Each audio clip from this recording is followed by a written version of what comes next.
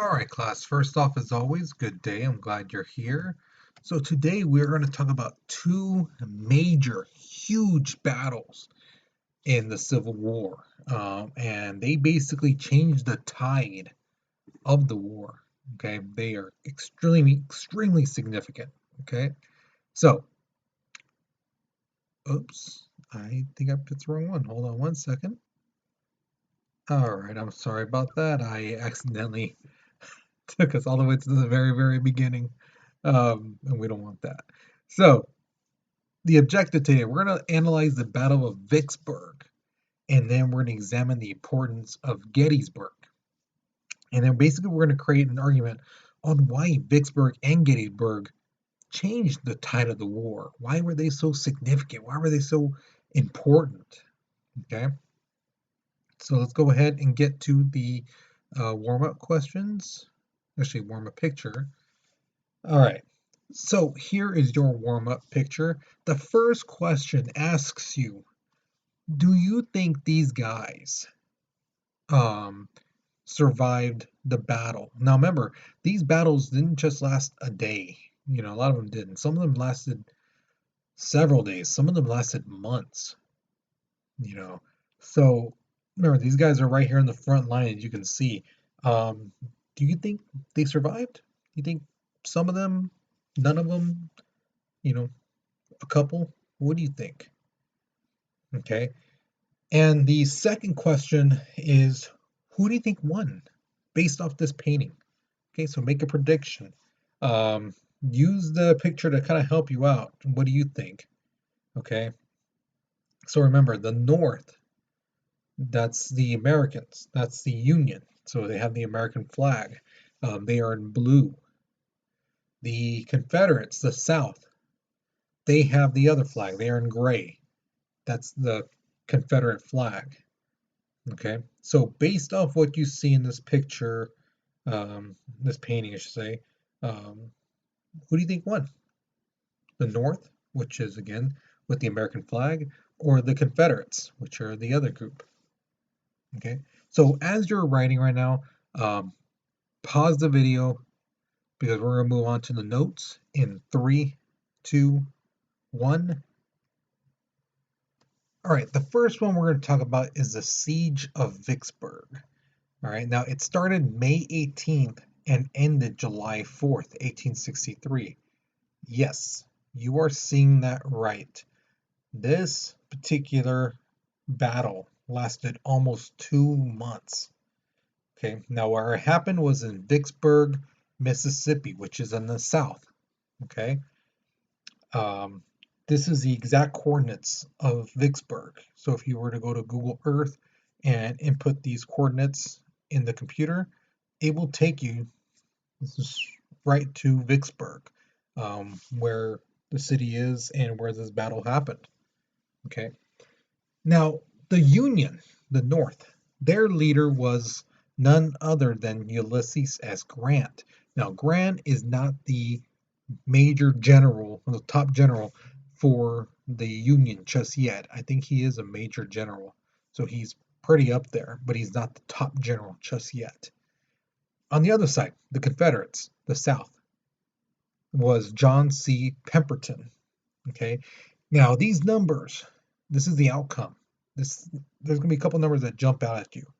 Okay, so the Union, they lost almost 5,000 people.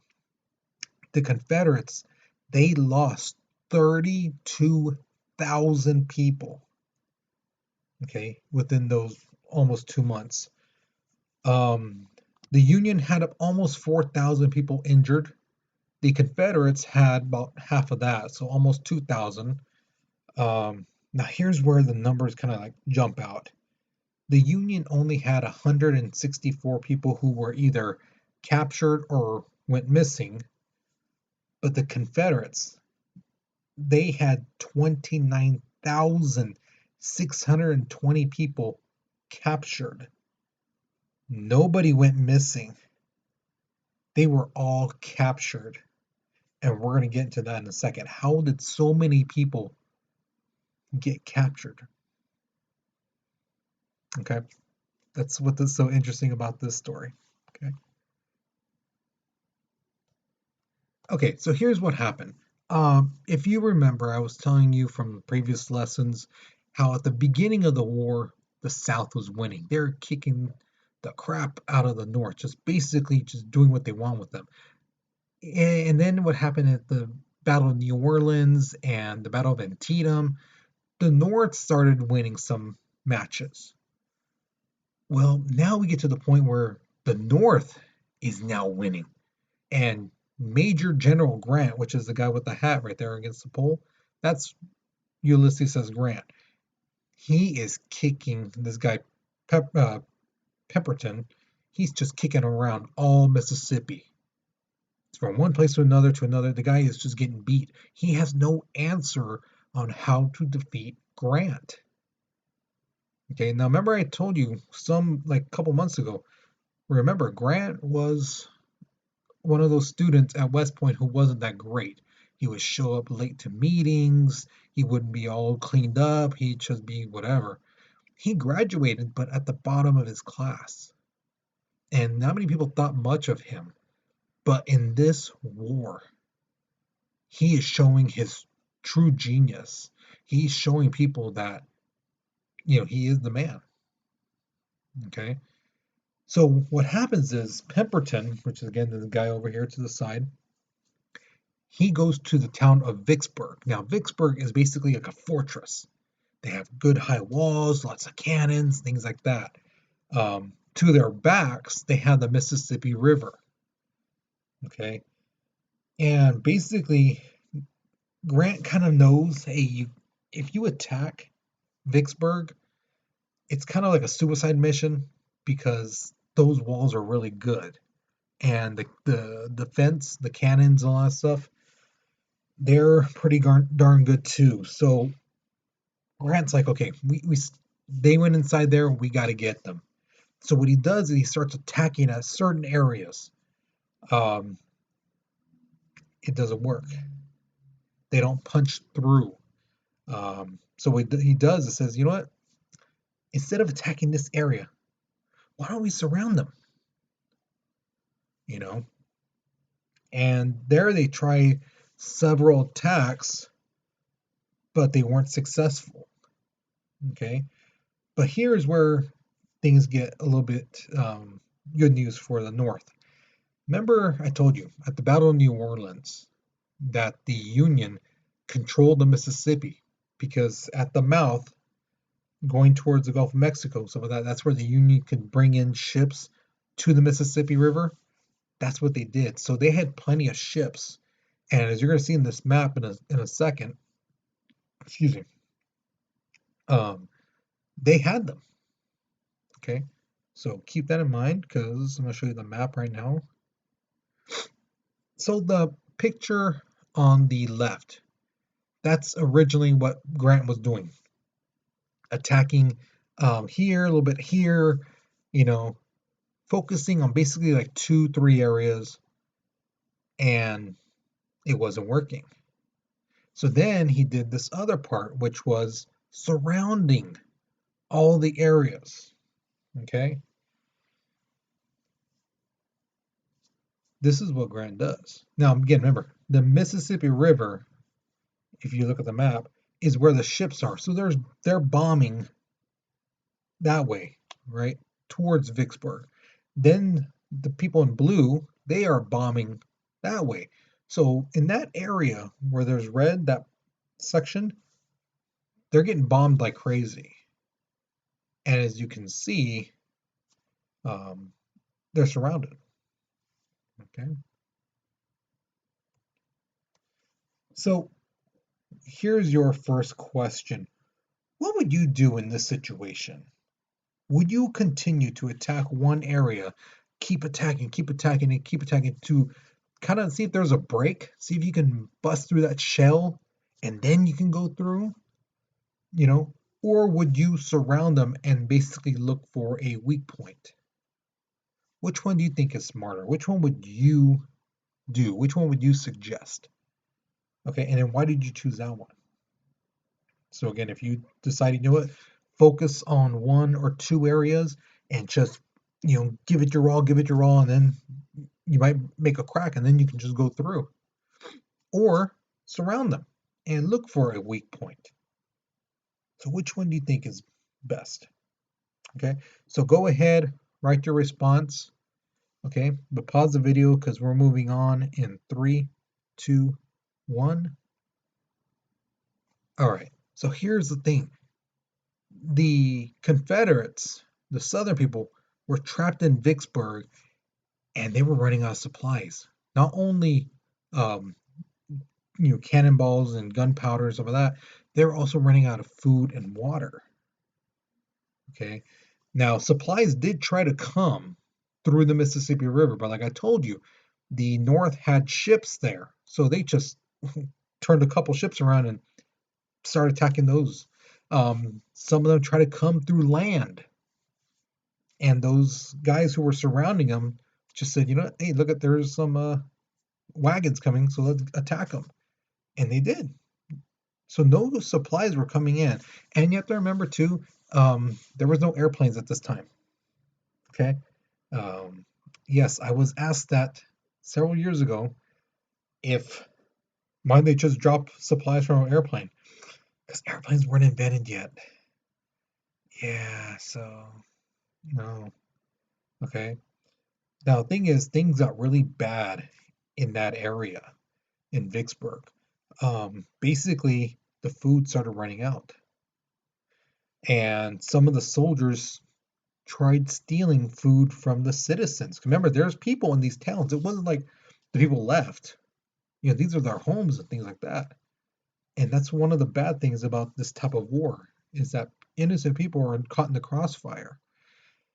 And you have to remember, those people inside that town supported those soldiers.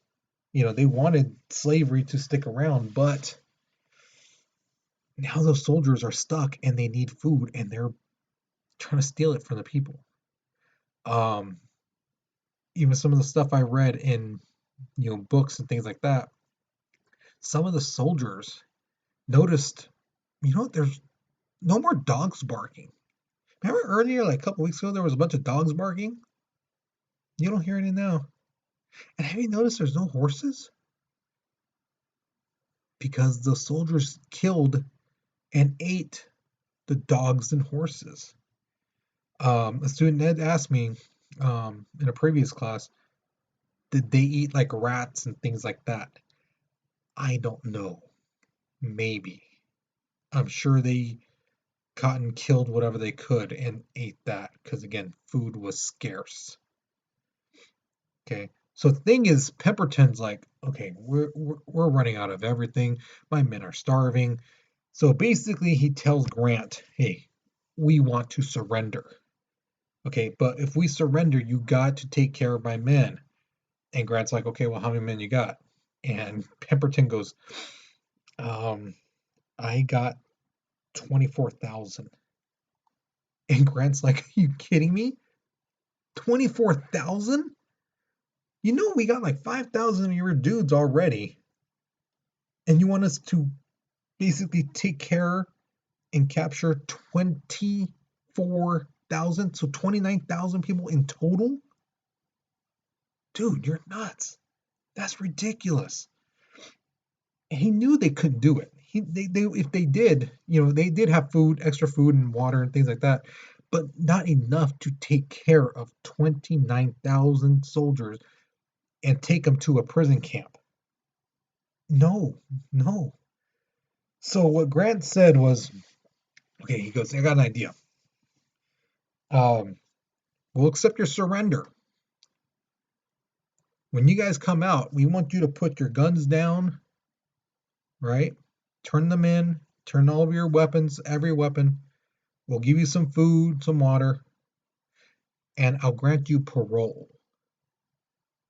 Okay, now parole is basically like how it is now, in the prison systems. If you have good behavior, things like that, you're still kind of in the sense doing your time, but you're doing it out of prison. Okay, saying it's kind of the same thing. He's saying go home. Okay, you basically surrendered, so go home. We're not going to take you to the camps, to the jail type of thing. Just go home. Just don't fight anymore. Okay. He was hoping that this would make some people realize, it's not worth it. Why am I fighting for? I don't have any slaves. So why fight to keep let these people have slaves? No, it's not worth it. I almost died over something. My family almost lost their dad, their husband, my parents almost lost their son. No, it's not worth it. Here's the thing. Some soldiers, when they got back home, they re-enlisted. Yeah. But there was some that said, you know what, no, I did my time. I'm done. Okay. So Pemberton officially surrendered on July 4th, 1863. Okay, so here's the thing. Pemberton was seen by some people as like, oh, dude, you lost. How could you give up so many men? You should have fought to the end, things like that. You know, so they kind of made him feel small, telling him, you could have done this, you should have done that.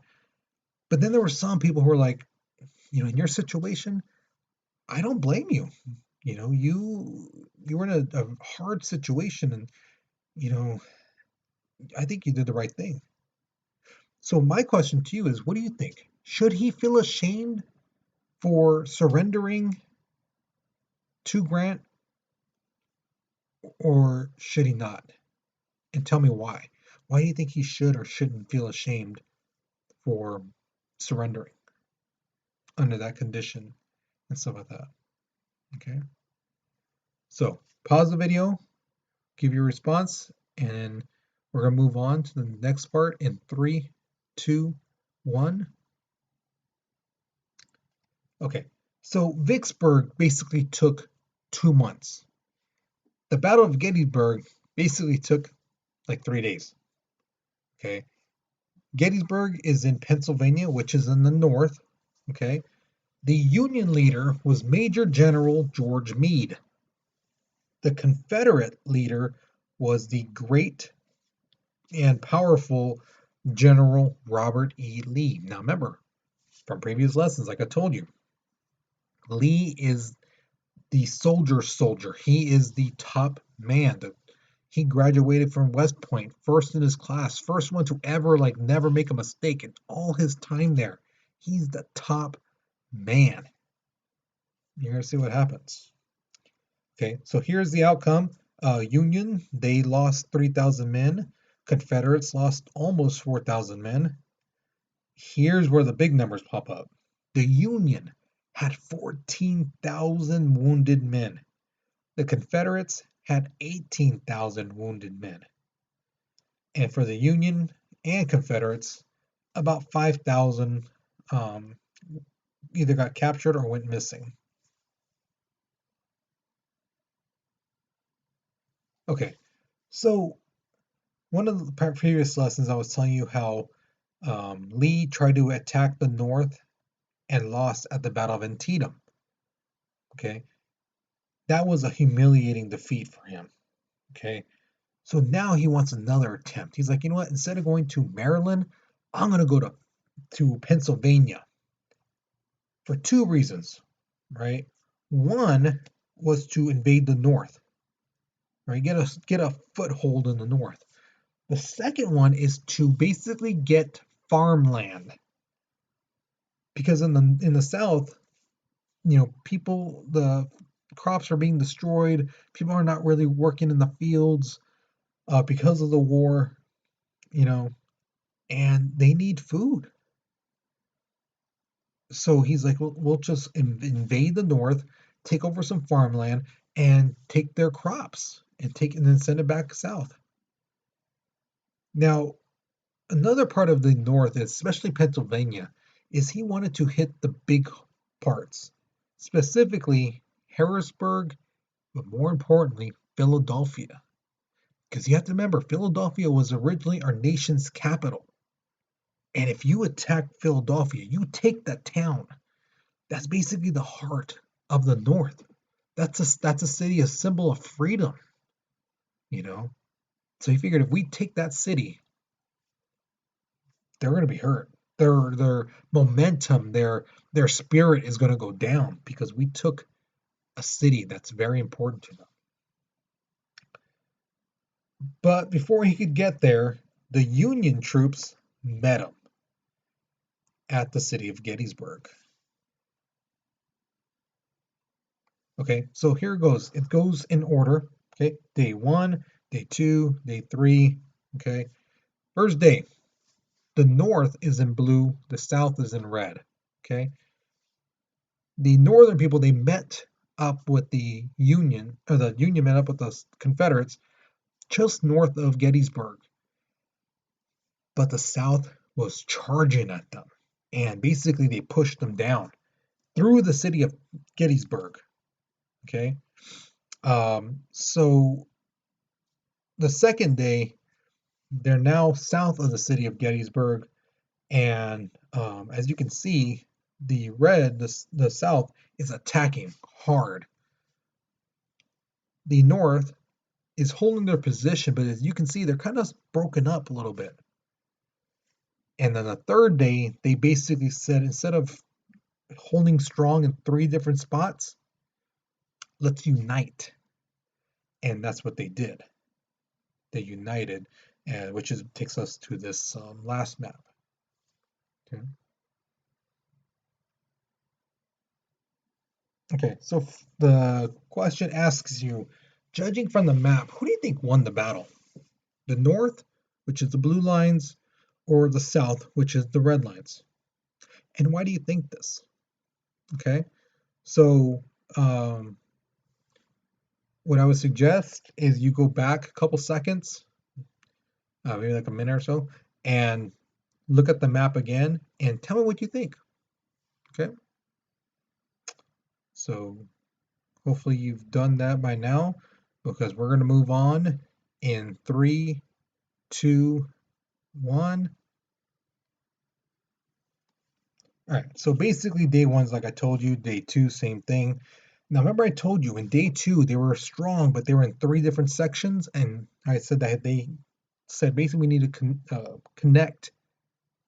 It's a good thing they did because on day 3, the Confederates, the red lines, they went all out. I mean, they're sending troops, they're launching cannon fire. I mean, they're doing everything they can to punch a hole through the Union lines. They don't. The Union holds strong, holds firm. They do not let them push them any further. And a lot of troops were injured. Yes, again, like I said, there was several thousand that were killed, but a lot were injured.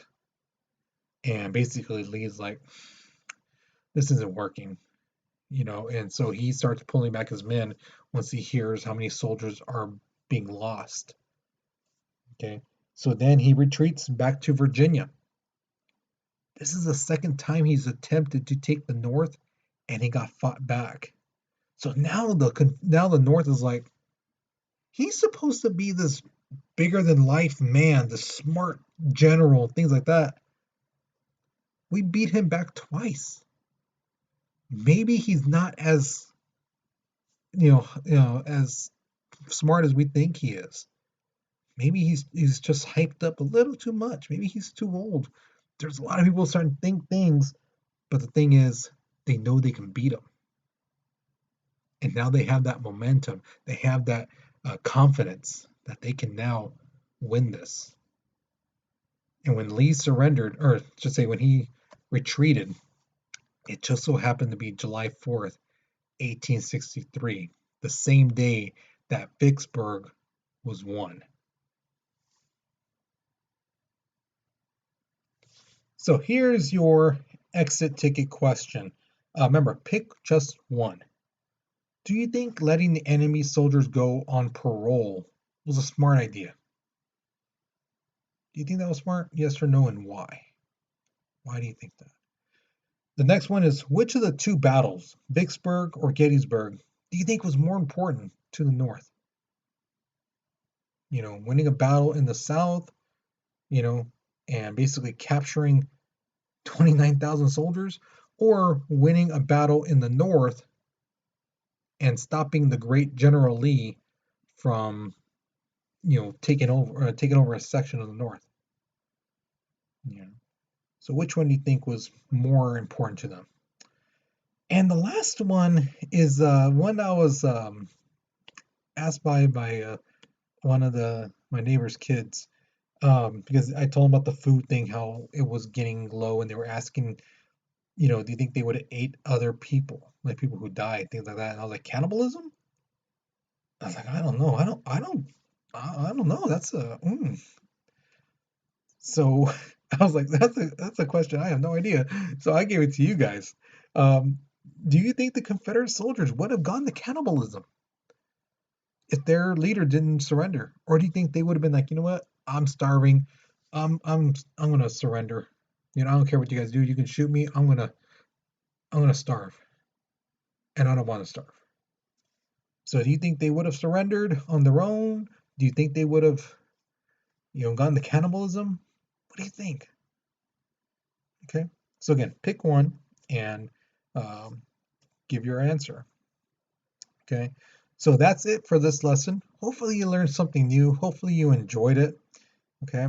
The next week's lesson, it's a very, very important one. I enjoy teaching it so much.